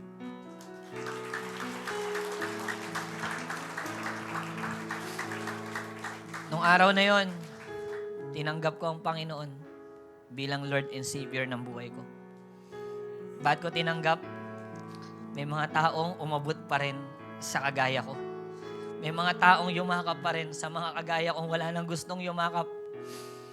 May mga taong hindi ako tinuldukan sa lugar na tinuldukan na ako. May mga taong nangarap na kahit mismo pamilya ko wala nang pangarap sa akin. May mga taong lagi nagsasalita sa akin, mga magaganda, mga sweet words, na kahit ang naririnig ko na lang palagi kahit saan ay minumura ko, makukulong ka na lang, masisira na lang buhay mo, gagapang ka sa hirap. Pero may mga tao na sobrang habag sa akin na pinakilala ang Panginoon sa akin. To make the long story short, ayun ako dati. Hindi naging madali ang lahat. Pero dahil may nahabag na tao na ginamit ni Lord, ito ako ngayon sa harapan ninyo. Isang pastor na binago ng Panginoon. Kasi may taong nahabag, niyakap ako sa panahong marumi ako at walang gustong yumakap sa akin. Kaya church, ito lang challenge ko sa atin. Touch the untouchable. Baka may pinapaisip sa iyo si Lord na mga tao na hindi mo alam, parang wala ka ng pangarap sa kanila. Pero hindi mo nakikita yon. Kung pinapatouch siya ni Lord, hindi mo man nakikita kung magbabago yung taong yun, kung maaayos yung taong yun. Pero si Lord nakita niya yun. Amen. And also sa atin, baka tinitignan mo yung sarili mo na walang nahabag sa'yo. Gusto ko sabihin sa'yo, si Lord habag na habag sa atin. Amen. Kaya habang nakapikit tayong lahat, come on. Sa oras na to, gusto ko sabihin sa'yo, bago tayo mahabag sa iba, gusto ko munang iparealize sa'yo na baka ikaw yung taong naghahanap ng awa. Na baka ikaw yung taong sinasabi mo, Pastor, ba't ako maawa sa iba? Sa akin nga walang naaawa. Ba't ko bibigay yung compassion sa iba? Sa akin nga walang may compassion kahit pamilya ko. Kahit kaibigan ko, kahit sino, walang pumapansin sa akin. Baka ikaw yung tao nagtatanong kung may habag si Lord sa'yo. Church, 2,000 plus years ago, namatay ang Panginoong Jesus. Nahabag sa atin. Binigay niya ang buhay niya sa atin. Na dapat tayo ang mamamatay. Dapat tayo, pupunta tayo ng impyerno. Pero may Jesus na bumaba at ipinaramdam yung pagmamahal dahil sa sobrang habag sa atin. Dahil sa pamumuhay natin sa kasalanan. Kaya church, sana after that, nakita mo na nahabag na si Lord sa'yo. Nahabag na si Lord sa atin dahil sa pamumuhay natin sa kasalanan. Sana after that, paglabas natin dito, alis tayo sa alam nating pwedeng magbigay sa'yo in a way ng ketong. Alis tayo sa pwedeng magdala sa'yo sa impyerno. At isipin mo kung gaano ka minahal ni Lord nang mamatay siya sa cross para ipakita yung pagmamahal niya dahil sa sobrang habag niya sa atin. Kaya sana sa oras na to, church, sa oras na to, kung naghahanap ka ng awa at sinasabi mo walang naaawa sa'yo, may Diyos na namatay sa atin. Na pinakita ang pagmamahal niya sa atin doon pa. Kaya sana sa oras na to, come on, pwede ba tayong tumayo at itaas mo yung kamay mo? Embrace the love of God. Come on, embrace mo yung love ni Lord ngayon. I-embrace mo kung gaano naaawa ang Panginoon sa'yo. Come on! Oh! Mahal na mahal tayo ni Lord. Even ang buhay niya, binigay niya, maparamdam niya lang yung compassion niya sa bawat isa sa atin. Church, ganyan tayo kamahal ng Panginoon. At ganyan niya pinakita yung compassion niya sa atin. Kaya sana sa oras na to, naiintindihan mo na may Diyos na sobrang naawa sa atin at hindi ka nagkulang sa compassion. Hindi man maawa sa iyo ang mundo, hindi ka man makakuha ng awa sa pamilya mo, hindi ka man makakuha ng awa sa trabaho ninyo kahit saan dito sa mundo, pero kayang punan ni Lord yung awa na hinahanap mo. Why? Kasi dahil sa matinding pagmamahal niya sa atin. Kaya come on, receive! Receive! At hayaan mo, i-comfort ka niyan. Come on! I couldn't. Oh!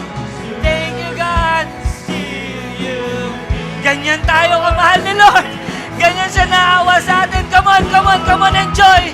Come on, sige, come on. I-enjoy mo ngayon. Ngayon, naiintindihan mo, i-embrace mo, Lord. Salamat. Pasalamatan mo ang Panginoon. Come on. Oh. Hindi man natin deserve. Hindi man natin kayang i-earn. Pero binigay ng Diyos sa atin. Dahil sa matinding pagmamahal niya, come on. Kaya embrace mo na may Diyos na nahabag sa'yo dahil mahal na mahal ka. Dahil mahal na mahal ka, come on. Oh, thank you, God. Thank you, God.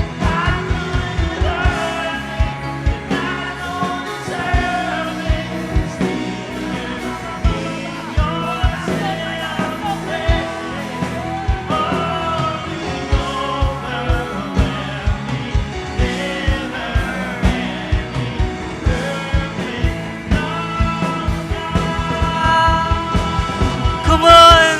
Enjoy! Matagal tinago sa'yo ng mundo. Matagal sinabi sa'yo ng mundo na walang naaawa sa'yo. Nasirain mo na lang ang buhay mo. Nawasakin mo na lang ang buhay mo. Na mabuhay ka na lang sa kasalanan. No! May Jesus na namatay para sa atin. Para ipakita ang pagmamahal. Para ibuhos ang habag sa ating lahat. Para punan tayo sa hinahanap natin. Binigay lahat ng Diyos sa atin yan. Na may Diyos na may compassion sa atin. Na hindi ka lang inabot, hindi ka lang tinouch, kundi namatay pa para ipakita sa atin yan. Come on! Thank you, God. Thank you, God. Hallelujah. Kaya church, ganyan tayo kamahal ni Lord. Ganyan ka kamahal ng Panginoon. Nakita niya papunta tayong impyerno. Pag nabag si Lord, nakita niya yung pangit na kalalagayan natin sa impyerno. Nakita niya yung mga pwedeng consequence na maranasan natin dito sa mundo habang nabubuhay tayo dahil sa kasalanan. Pero gumawa siya ng paraan para hindi na tayo mamuhay doon at hindi tayo mapunta ng impyerno. Ganun pinakita ni Lord ang matinding pagmamahal niya dahil sa habag niya sa bawat isa sa atin. Kaya sana naiintindihan natin, huwag natin isipin na walang Diyos na nagmamahal sa atin. Huwag natin isipin na walang pakialam si Lord sa buhay natin. No! Kasi noon pa mahal na mahal tayo ng Panginoon. Noon pa pinakita na ni Lord yung habag niya sa atin. Kaya i-receive mo at lagi mong tandaan na hindi ka para sa kasalanan, hindi ka para sa karumihan. Hindi ka para dyan. Kasi may Diyos na nahabag sa atin. Kung ikaw, first time mo dito. Gusto mo rin maranasan. Sabi mo, gusto mo rin maranasan yung mga ganito. Ba't di mo papasukin si Lord bilang Panginoon tagapagligtas? Sabi mo, paano ko pa mararanasan to? Gusto ko rin gumaling. Gusto ko rin maranasan yung habag ni Lord. So sabi sa'yo, papasukin mo si Jesus sa buhay mo na siya na yung magiging Lord and Savior. Siya na yung masusunod sa buhay mo. Pasukin mo siya sa buhay mo ngayon. Paglabas mo dito, hindi na ikaw, kundi si Jesus na. Dahil pag si Jesus ang nasunod, hindi na tayo mamumuhay sa kasalanan. At pag hindi tayo namuhay sa kasalanan, wala nang consequence. Wala nang inaway na ketong. Kapag si Jesus ang ginawa mong Lord and Savior ng buhay mo. At kung sinasabi mo na gusto mo yon, papasukin mo siya sa buhay mo bilang Panginoon tagapagligtas sa pamamagitan ng panalangin na to. Sundan mo ako sa panalangin. Sabi mo, Panginoong Jesus, maraming salamat po kasi nabatid ko na ako ay makasalanan at hindi ko kayang linisin at iligtas ang aking sarili. Kaya po sa oras na to, tinatanggap kita sa buhay ko bilang Panginoon at tagapagligtas. At naniniwala ako na ikaw mag-aayos ng buhay ko sa mga magiging buhay ko pa dito sa mundo. Maraming salamat. And also church, ngayon sa oras na to, come on, raise up your hands. Paglabas natin dito, magpaparamdam tayo ng compassion sa iba. Magpaparamdam tayo ng compassion sa mga kakilala mo na minarginalize na. Sa mga kakilala mo na tinuldo ka na ng mundo. Sa mga kakilala mong ayaw na abutin ng ibang tao pero ikaw ang aabot. Sa mga taong ayaw na hawakan pero ikaw ang hahawak. Sa mga taong ayaw nang yakapin pero ikaw ang yayakap. Yakapin mo. Iparamdam mo yung love ni Lord sa kanila. Ipanalangin mo sila kasi hindi mo alam kung anong future ng taong yon. Paramdam natin yung love sa mga tao yung kagaya ni Jesus.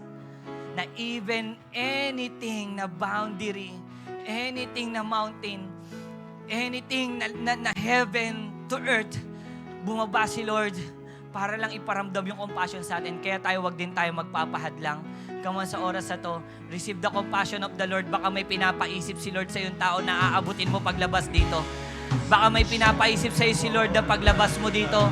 Pinapahawak niya sa'yo, pinapapuntahan niya sa'yo, na sinasabi niya, nak, abutin mo, paramdam mo yung compassion ko sa kanila, nak, ikaw ang pumunta, nak, puntahan mo sila, nak, yakapin mo sila, iparamdam mo yung compassion na nararamdaman mo sa akin, yung pagmamahal.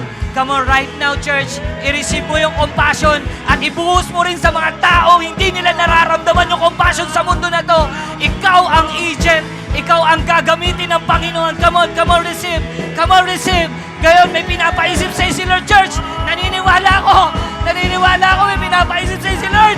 Gagamitin ka ng Panginoon sa kanila. Come on. Ipapasa natin, ipaparamdam natin yung compassion sa kanila na pinaramdam sa atin ng Diyos. Ibibigay natin, yayakapin natin sila kagaya ng yakap na binigay sa atin ni Lord. Come on, receive the compassion. Wow!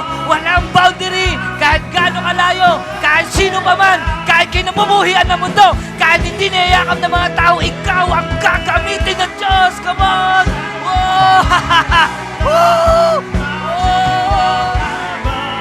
Coming out to me. Kagaya ni Lord, na kahit sobrang dumi ko, sobrang dumi natin, pero minahal tayo ni Lord. Ganun din tayo ngayon, church. Light Church, it's time! Ibuhos natin ang compassion sa ibang tao! Tayo ang gagamitin! Wow! Isipin mo kung paano binuhos ni Lord sa'yo yung compassion niya. Kung paano ka nabago dahil sa compassion ni Lord. Ganon din sila. Ganon din yung kaklase mo. Ganon din yung katrabaho mo. Ganon din yung magulang mo. Ganon din yung community nyo. At kung saan ka man dali ni Lord. Come on! Whoa! Coming out to me. Thank you, God. Oh, you walking out. Sa oras na to, raise up your hands. Pasalamatan natin ang Panginoon. And know the over.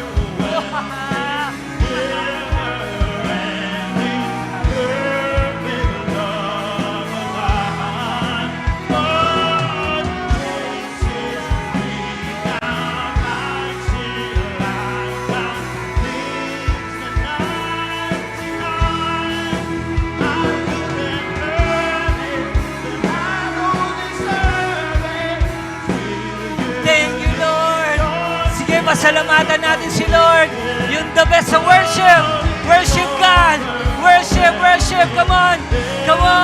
Awitan natin ang Panginoon sa perfect love niya, sa habag niya sa atin, sa pagbabago na ginawa niya sa atin, sa bagong buhay na pinaranas sa atin. Come on. Awitan mo si Lord. Gawin mong pasasalamat to sa Panginoon sa ginawa niya sa iyo. Come on.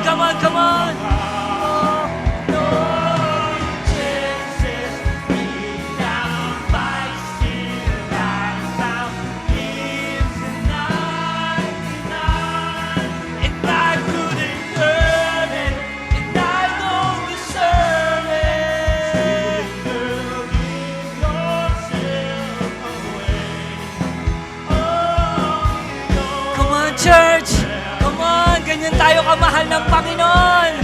Ganyan siya nahabag sa atin. Kaya nabago tayo, come on. Come on, declare the song.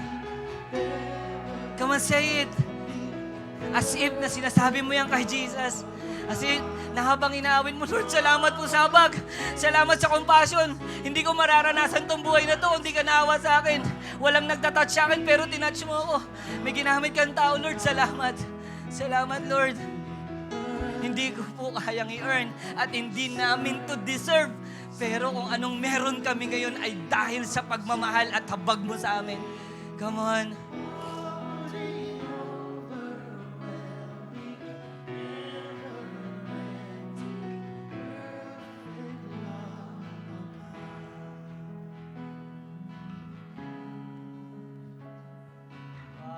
Wow. Enjoy mo. Ganyan kasarap sa presence ni Lord. Ganyan kasarap sa presence ni Lord. Huwag kang papayag na magkaketong ka at ilayo ka sa presence ni Lord. Ganyan kasarap. Come on, enjoy. Di ba ang sarap? Huwag kang papayag na ilalayo ka ng kasalanan dyan. Huwag kang papayag na mahawaan ka ng ketong ng iba. Na malalayo ka uli sa sarap ng presence ni Lord ngayon. Meron ditong niyayakap si Lord. May tinatouch si Lord. May inakabayan si Lord dito. May pinupuno si Lord dito. Come on. Sige, ikaw lang si Lord. Come on, ikaw lang at si Lord. Meron dito. Come on. Sige. Ganyan ka, sabi ni Lord. Nak, ganyan kasarap. Huwag mong pagpapalit yan. Huwag mong pagpapalit yan. Yung sarap ng presence ko. Yan yung nawawala sa mga taong ketongid. Nalalayo sila sa akin. Nalalayo sila, na-isolate sila. Pero ikaw ngayon, nandito ka na, nakabalik ka na, pinagaling kita, pinaparamdam ko yung habag at pagmamahal ko sa'yo ngayon, i-enjoy mo yung presence ko. I-enjoy mo, i-embrace mo, come on. Di ba ang sarap? Ang sarap sa presence ni Lord. Pinaramdam ni Lord sa atin yan upang anumang katok ng kasalanan ay hindi mo napapayagang pumasok sa buhay mo. At hindi ka papayag na malayo pa sa presence ni Lord.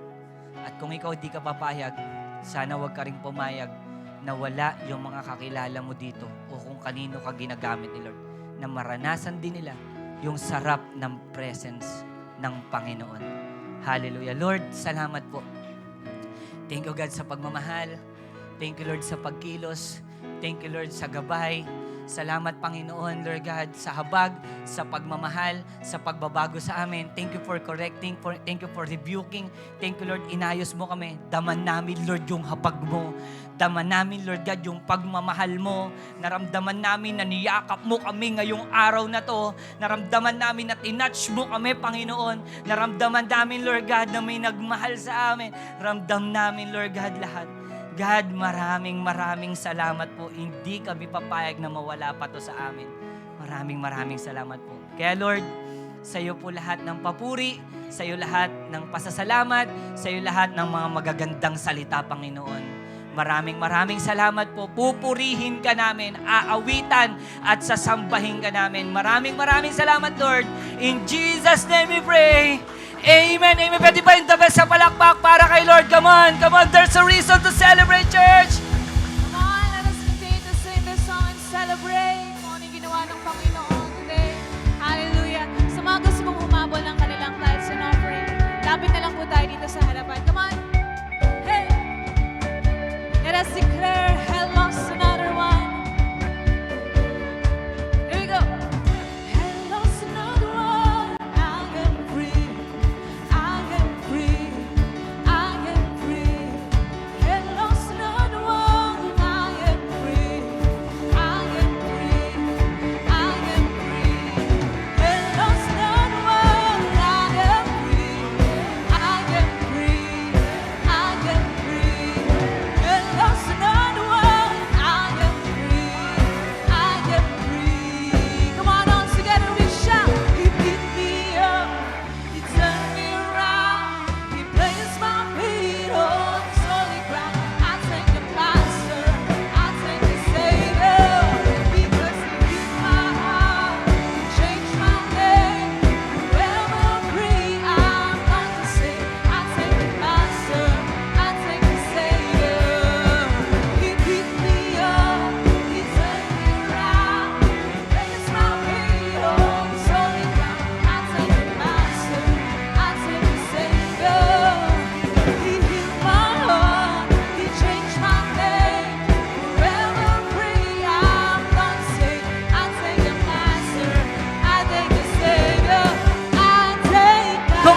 Receive the best sa palakpak para kay Lord. Hallelujah. Pwede ba yung mas malakas pa? Come on. Woo! Thank you, Jesus. Bless po ba tayo? Bless po ba tayo? Amen. Na-receive natin yung love ng Panginoon sa atin. Amen po ba? Amen. Sabi mo sa katabi mo, mahal na mahal ka ni Lord. Amen. Taas natin yung kamay natin. Come on, sige, pasalamatan natin si Lord. Ikaw mismo magkaroon ka ng prayer ngayon. Salamatan mo si Lord, come on. Sige, open your mouth, open your mouth. Pasalamatan mo ang Panginoon. Hallelujah. Thank you, God. Thank you, God. Thank you, Lord. Lord, thank you for this service. Wow. God, thank you for your presence. Dama namin, pinaramdam mo. God, salamat sa grace, sa mercy, sa love. And thank you, God, inabot mo kami. Inabot mo kami at inilapag dito. Kaya namin nararamdaman. That's why, God, gamitin mo rin kami. May agent ka na ginamit na tao. Kaya kami nandito. Gamitin mo kami as agent sa mga tao na alam mong wala pa sa'yo. Ang message na to, Lord, hindi lang para sa amin. Ang habag ay hindi lang para sa amin. Hindi sa mga taong kinakawawa ng mundo, hindi pinapansin, walang yumayakap, pinandidirian. Pero gamitin mo kami, Lord. Maraming salamat. Come on, raise up your hand. Receive the blessing from the Lord. The Lord bless you and keep you. The Lord make His face shine upon you and be gracious to you. The Lord turn His face toward you and give you peace. In the name of the Father, and of the Son, and of the Holy Spirit. Amen, amen, amen. Pwede ba yung the best sa palakpak? Ay Lord, come on. Magkamayan po tayo. Ingat po tayo sa pag-uwi. God bless po sa bawat isa po sa atin.